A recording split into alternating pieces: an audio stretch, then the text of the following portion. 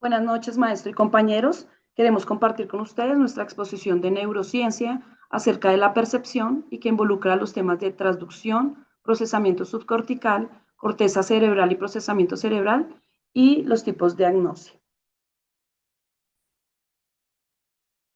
Nuestro grupo está compuesto por los siguientes integrantes: Karina Sánchez Gómez, Luisa Fernanda Jaramillo y quien presenta Kira Lisbeth García Acuña.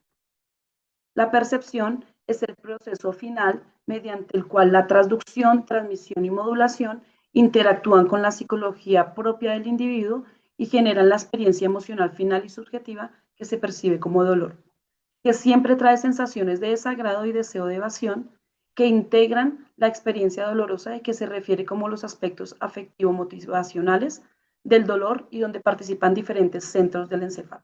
Esto según la investigación de Pérez en su revista Cicielo. La corteza cerebral y procesamiento cerebral son de suma importancia para la neuropsicología, ya que relacionan las áreas asociativas y son la base de los procesos cognitivos superiores de la especie humana.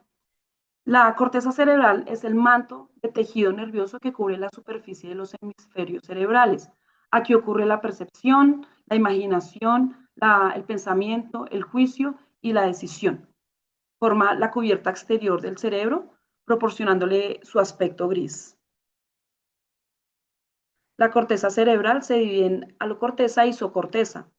Está compuesta por más de 60.000 millones de neuronas y tiene una superficie de 2.200 centímetros cuadrados y una lámina de grosor de 3 a 6 milímetros.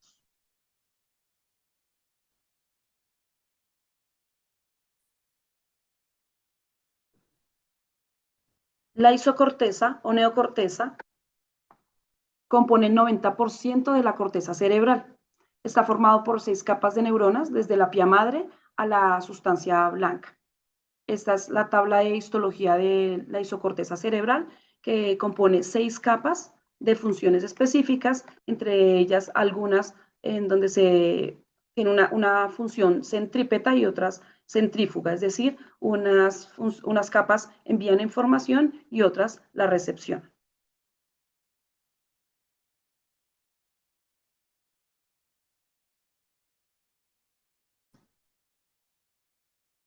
Para hablar de procesamiento cerebral, debemos hablar de la división de funcionales de la corteza. Esta se divide en áreas primarias y de asociación e involucra los 4 lóbulos: parietal, temporal, occipital y frontal, cada uno con funciones asociativas y funcionales que recepcionan e interpretan la información sensorial en la programación, supervisión y ejecución de las actividades motoras y del comportamiento. La mayor parte de la corteza corresponde a la parte asociativa.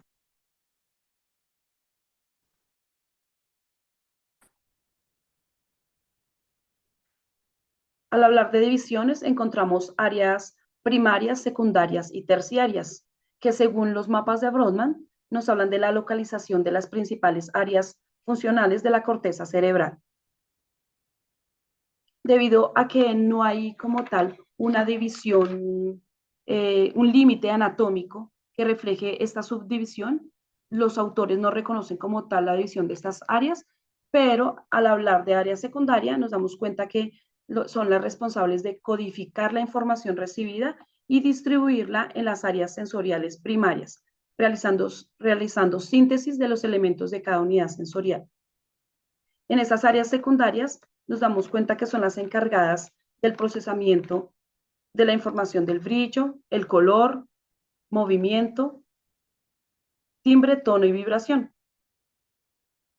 Esas áreas son las encargadas de recibir y percibir la información y globalizada dentro de cada modalidad y de programar las secuencias necesarias para realizar actividades motoras del ser humano. En las áreas terciarias nos damos cuenta que son las responsables de la integración y coordinación de la información. Estas son la esencia del cerebro y asociativo y la base de la actividad mental. Entre estas áreas asociativas están las áreas, la de corteza gustativa, que tiene que ver con los sabores, la corteza somestésica, que relaciona las sensaciones, el procesamiento de las sensaciones, la corteza auditiva, que relaciona el procesamiento del sonido, la corteza visual, que está relacionada con la visión, y la corteza vestibular, que procesa el equilibrio y la sinestesia. Una lesión en estas áreas produce un trastorno del pensamiento, es decir, la inhabilidad para guardar los pensamientos y recordarlos, quedaría como una memoria a corto plazo.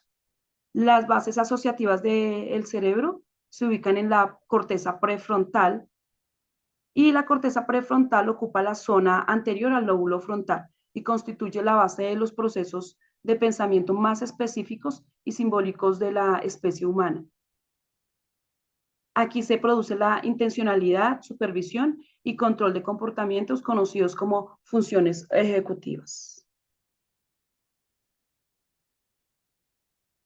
Muchísimas gracias y feliz tarde para todos.